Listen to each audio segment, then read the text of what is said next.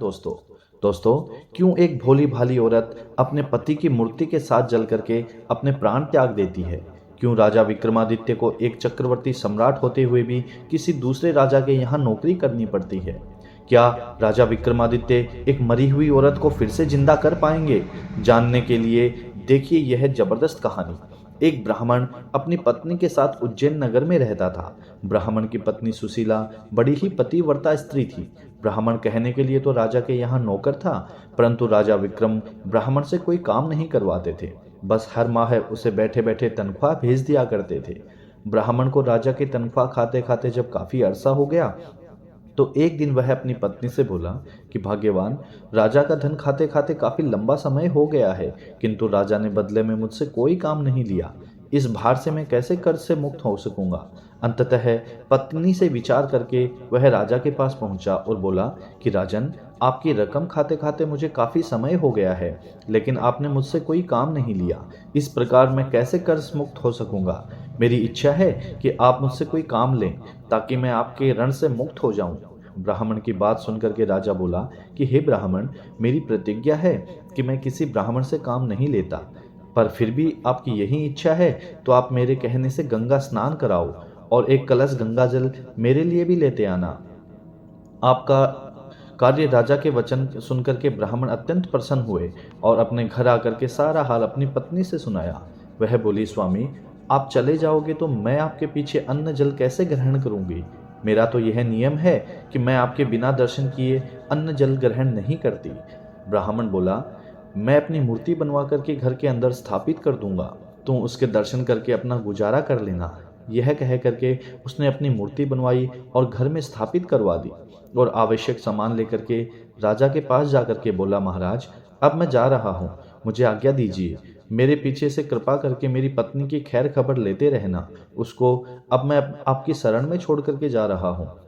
ब्राह्मण के वचन सुनकर के राजा विक्रमादित्य बोले कि हे ब्राह्मण, आपको किसी बात की चिंता नहीं करनी, और निश्चिंत होकर के आश्वासन देकर के राजा ने उसे मार्ग व्यय के लिए धन देकर के विदा कर दिया। ब्राह्मण के गंगा स्नान पर जाने के बाद ब्राह्मणी हर रोज पहले उनकी मूर्ति को भोग लगाती और बाद में खुद खाती। एक दिन ब्राह्मण के पड़ोस में आग लग गई। वह आग इतनी तेजी से फैली कि देखते ही देखते ब्राह्मण ब्राह्मणी के घर तक आ पहुंची। ब्राह्मणी अपने घर में लगी आग देख करके अपने पति की मूर्ति से कहने लगी कि हे स्वामी, घर में आग लग गई है, कृपया बाहर चलो। जल्दी ही आग ने पूरे घर को अपने चपेट में ले लिया, परंतु ब्राह्मणी टस से मस न हुई और वह उस ब्राह्मण की मूर्ति के आगे वही सब दोहरा रही थी, स्वामी, घर में आग लग गई है, बाहर चलो।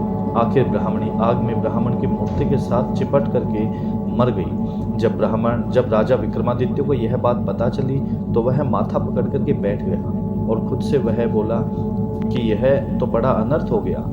अब जब ब्राह्मण आकर पूछेगा तो मैं उसे क्या उत्तर दूंगा?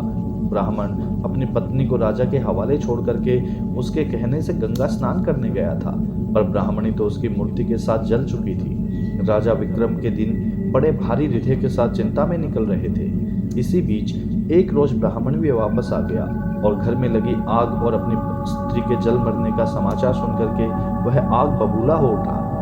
बोला, ऐसे कैसे हो सकता है? मैं तो राजा को अपनी ब्राह्मणी का ध्यान रखने के लिए बोलकर गया था, उन्होंने उसका ध्यान क्यों नहीं रखा? वह आनंद फानन में भागा, परंतु तो वह तुरंत राजा के पास गया और क्रोधित होकर के पूछने लगा कि हे राजा, मेरी स्त्री कहाँ है? कहाँ है मेरी ब्राह्मणी? राजा विक्रम ने भरे हुए हृदय से उसको सारा समाचार सुनाया और बोला कि हे ब्राह्मण, क्रोधित मत होइए, मैं किसी अन्य ब्राह्मण की योग्य कन्या से आपका पुनर्विवाह करवा दूंगा। यह सुनकर के उसको बहुत गुस्सा आया और बोला कि हे राजा, जहाँ से भी हो मुझे मेरी स्त्री वापस ला करके दो, जिसने मेरी प्रतिमा के साथ जल करके अपने प्राण त्याग दिए हैं, अन्यथा मैं यहीं आपके दरबार में अपना सिर पटक पटक करके अपनी जान दे दूंगा। और याद रखना, राजा तुम्हें एक नहीं बल्कि 2 निरपराध लोगों की हत्या का पाप लगेगा, तुमने एक ब्राह्मण का श्राप भी लगेगा। राजा ने लाचार होकर के कहा, शांत हो जाइए ब्राह्मण देव, तनिक मेरी बात सुनिए और जो मैं कह रहा हूँ वैसा करिए। अपनी स्त्री की अस्थि अवशेष संचय करके उन्हें रख लीजिए और मुझे 1 माह का समय दीजिए। मैं तुम्हारी स्त्री को जीवित करने की कोई युक्ति निकालता हूँ। यह सुनकर के ब्राह्मण कुछ शांत हुआ और जैसा राजा ने कहा था वैसा ही किया। राजा विक्रम अपने राजकाज अपने मंत्रियों को सौंप करके सादे कपड़ों में अमृत की तलाश में चल पड़ा। चलते चलते कई दिनों के बाद वह एक गांव में पहुंचा। कई दिन चलने की थकान के कारण वो एक मकान के दरवाजे पर पड़ी चारपाई देख करके थका मंदा उसी पर बैठ गया। उस मकान में एक वृद्धा और उसकी पुत्र वधू रहती थी। वृद्धा का बेटा बहुत दिनों से कहीं बाहर गया हुआ था। उसी के संताप में उसकी पुत्र वधू और वह हमेशा दुखी रहते थे।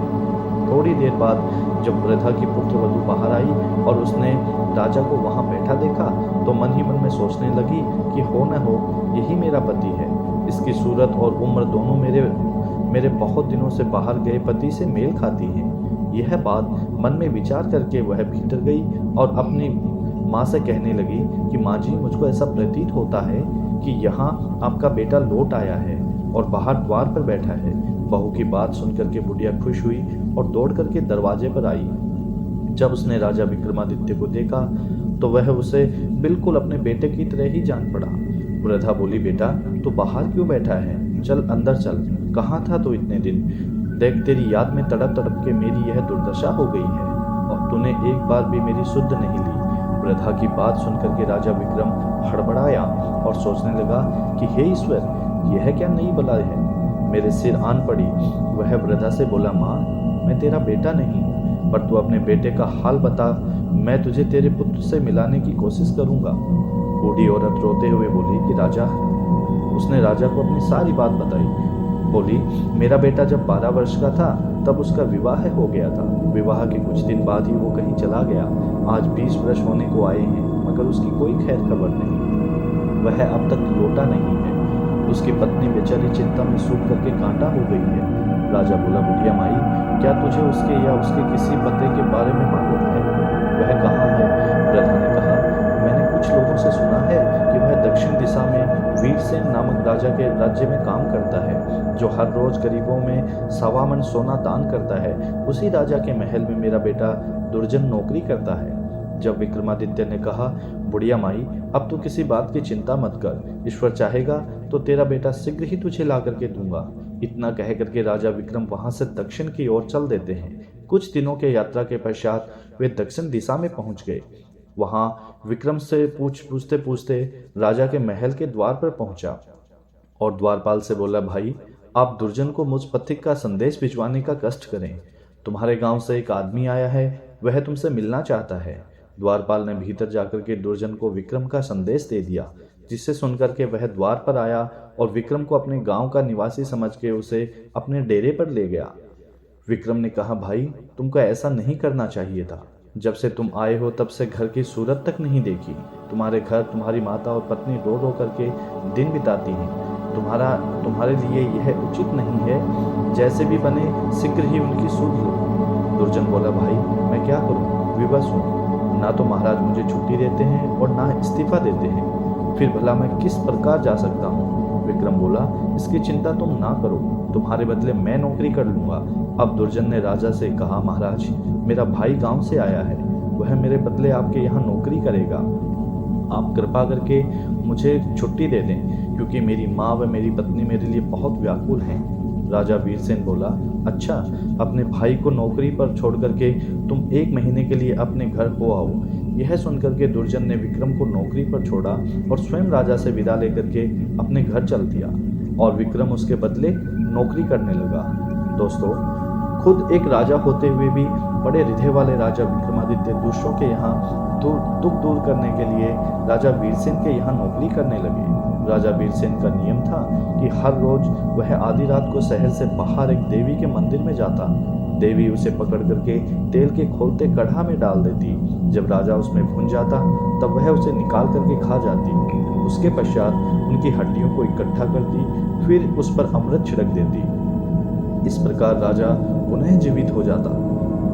बाद में देवी अक्षय झांझर हिला करके 1.25 मन सोना राजा को देती, जिसे लेकर के राजा वीरसेन चुपचाप महल लौट आता और प्रातःकाल ही वह सोना ब्राह्मणों को दान कर देता।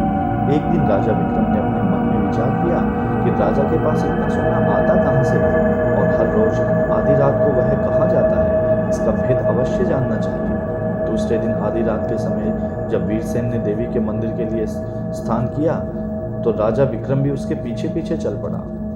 मंदिर में एक तरफ छिपकर उसने खुलते हुए कड़ाह में जब राजा को भूनते हुए देखा तो विक्रमादित्य का हृदय द्रवित हो उठा।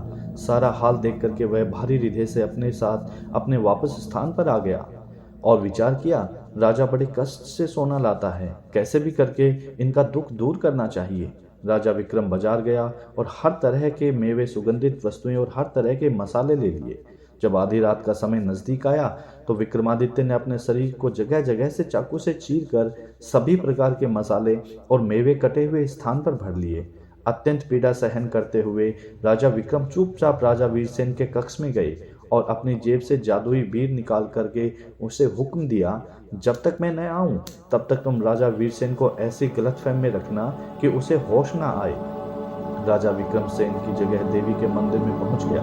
विक्रम जब देवी के मंदिर में पहुंचा तो भूख से व्याकुल देवी ने उसे पकड़ करके तुरंत कड़ा में डाल दिया। जब वह भून गया तो देवी ने उसे निकाल करके खाया। देवी ने इतना स्वादिष्ट गोश्त आज तक नहीं खाया था और वह हर रोज वीरसेन को भूनकर खाती थी और उसे जीवित कर देती थी। राजा वीरसेन में ऐसा कुछ बचा नहीं था, पर आज जब उसने तंदुरुस्त और एकदम हट्टे कट्टे विक्रमादित्य के ताजा और तरह तरह के मसाले और मेवे से भरा मांस खाया तो उसका रोम रोम खिल उठा। लजीज गोश्त खा करके वो बहुत प्रसन्न हुई और पूरी तरह तृप्त होने पर उसने रोज की तरह हड्डियां एकत्रित करके घड़े से अमृत निकाल करके उस पर छिड़क दिया। अगले ही पल राजा विक्रम जीवित हो उठा। तब देवी बोली, मैंने आज तक इतना स्वादिष्ट मांस नहीं खाया। आज मैं तुम पर बहुत प्रसन्न हूँ। जो भी तुझे चाहिए दिल खोल करके मांग ले।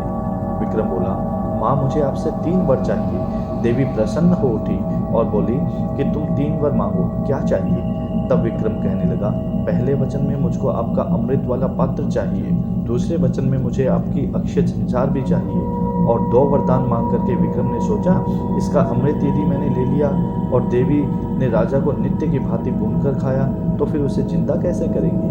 इसलिए तीसरे वचन में उसने सोचा कि ना देवी यहाँ रहेंगी और ना राजा की जान जाने का डर रहेगा। अंततः उसने तीसरे वर में उसने देवी का वहां से चले जाना मांग लिया। इस प्रकार तीनों वचन देकर के देवी वहां से चली गई। राजा विक्रम अमृत का कलश और अक्षय झंझार लेकर के वापस आ गया। उसने सोते हुए राजा वीरसेन के पास से अपनी जादुई बीर को उठा लिया और थोड़ी ही देर में जब वीरसेन की आंख खुली तो समय देखकर वह घबराकर मंदिर की ओर दौड़ा। वहां जाकर उसने देखा तो मंदिर में एक कड़ा भी नहीं था, वह उल्टा पड़ा था। यह देख करके वह बहुत घबराया और मन ही मन में सोचने लगा कि अब सोना कहाँ से दान करूंगा। लोग कहेंगे कि राजा दिवालिया हो गया है, खजाने में धन नहीं रहा। यह सोचते सोचते वह घर आकर के पिलंग पर चित हो गया। चिंता में उसे रात भर नींद नहीं आई। करवटें बदलते बदलते ही सवेरा हो गया। भिक्षुक पुकारने लगे, महाराज प्रातःकाल हो गया है, दान करने के लिए सिंहासन पर विराजमान होइए। भिक्षुओं की पुकार सुनते सुनते राजा अत्यंत दुखी हो रहा था। महल के बाहर भिक्षुक चिल्ला रहे थे। राजा शर्म और शोक में डूबा भिक्षुओं की आवाज सुन रहा था। राजा को शोक के समुद्र में डूबा देख करके विक्रम ने कहा, महाराज सुस्त क्यों हैं, सोना दान क्यों नहीं कर रहे हैं। वीरसेन ने आदि ने अंत तक का सारा का जो किस्सा था वो विक्रम को सुनाया और बोला, यह ब्राह्मण वर्ग विमुख हो जाएगा तो बड़ा अन्याय होगा। तब विक्रमादित्य ने राजा वीरसेन को अक्षय झंझार दी और कहा, लो निकाल लो इसमें से और बांट दो इनको। अब तुम्हें कहीं जाने की जरूरत नहीं है, इसे अपने पास रखो। अक्षय झांझर देख करके वीरसेन हैरान होते हुए पूछा कि यह झांझर तुम्हारे पास कैसे आई। विक्रमादित्य ने राजा को सारा हाल कह सुनाया। सब सुनकर के राजा वीरसेन विक्रमादित्य के पैरों में गिर पड़ा और बोला, आप धन्य हैं बंधु, आप कौन हैं। तब राजा विक्रम ने बताया कि मैं उज्जैन नगर का राजा विक्रमादित्य हूँ। अमृत की तलाश में था कि मार्ग में मुझे दुर्जन की माता और उस मिली। जुदाई में उसका बड़ा बुरा हाल था। मैं उससे मिलकर यहाँ दुर्जन को उसकी माता की दुर्दशा से अवगत कराने चला आया। तब वीरसेन बोला कि आप धन्य हैं राजा, जैसा आपके बारे में मैंने सुना था वैसा ही आपको पाया। वो झांझर वीरसेन को दे करके उसने विदाई ले ली। राजा विक्रम अपने राज्य की तरफ चल पड़ा। महीना पूरा होने को आया था। वायदे के मुताबिक तय समय में राजा विक्रमादित्य उज्जैन नगरी में पहुंच गया। उन्होंने ब्राह्मण को बुला करके उसकी पत्नी की अस्थियां मंगवा ली। राजा ने ज्यों ही उनके ऊपर अमृत छिड़का त्यों ही ब्राह्मणी उठ करके खड़ी हो गई। ब्राह्मण ने खुशी से छलकते आंसुओं के साथ राजा विक्रमादित्य के पैरों में गिर करके उनका धन्यवाद किया और अपने बुरे व्यवहार के लिए उनसे क्षमा भी मांगी। राजा विक्रमादित्य केवल एक महान योद्धा या शासक नहीं थे, बल्कि उन्होंने दूसरों के दुखों को दूर करने के लिए अपने जीवन को जोखिम में डालने से भी परहेज नहीं किया। उनकी अमृत की तलाश एक ब्राह्मण के दुखी परिवार को जोड़ने का संकल्प और राजा वीरसेन के समस्या को हल करने के लिए अपनी अद्वितीय योजनाएं यह दर्शाती हैं दोस्तों कि एक सच्चा राजा केवल अपनी प्रजा का भला सोचता है। निष्कर्ष यह निकलता है कि जब हम अंदर से किसी का भला सोचकर किसी कार्य के लिए प्रयास करते हैं, तो वह चाहे कितना ही कठिन क्यों ना हो, वह मालिक, वह प्रभु हमारे लिए नए नए रास्ते खोल ही देता है। कहानी अंत तक देखने के लिए आप सबका तहे दिल से शुक्रिया दोस्तों, और कहानी को लाइक और चैनल को सब्सक्राइब जरूर करिएगा।